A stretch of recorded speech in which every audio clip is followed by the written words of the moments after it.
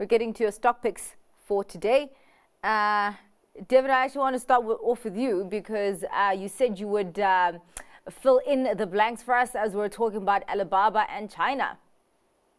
Yes. So China, in my view, is becoming an increasingly compelling investment case. I think there's a number of reasons for it. One, the sentiment has just been rock bottom for a while now. And as a result, valuations are incredibly cheap, almost universally across the board. What that means is it limits your downside as an investor. You've already fallen quite a bit. Chinese equities are also really decoupling from a lot of the US equities, other developed market equities, and even increasingly now against other emerging markets. So you've got very low correlation and nice diversification benefits there.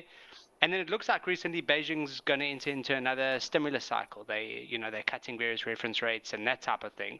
So, my preferred exposure there, although it is the sharp end of the stick, is to go for the Kraneshares China Internet ETF, code KWEB. And what that does is give you a basket of incredible Chinese tech companies.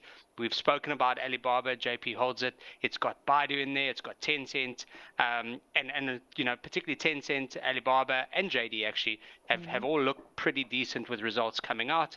So we think it's a great way to get exposure to what we think is an underappreciated part of the market. All right. JP, what is your stock pick for today? I'm picking a South African small cap. After the elections, there's much more interest in South African small caps. So a lot of shares that have been very cheap for quite a while might get some renewed interest. And one of those shares is Mustek. It's a computer hardware distributor. They import, assemble, and then sell computer hardware.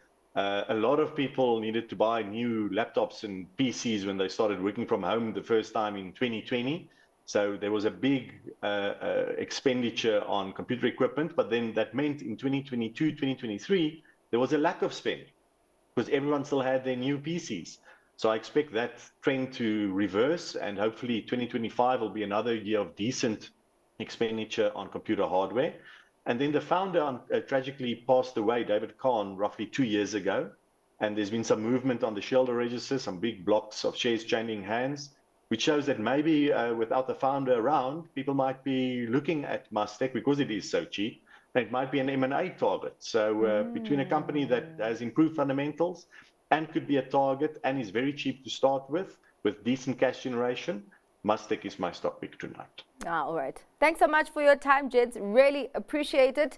That is all for tonight's Stock Watch. Thanks to my guest, Pierre Verster from Protea Capital Management and Devin from the Robey Group. That is, up next, the close. Stay watching.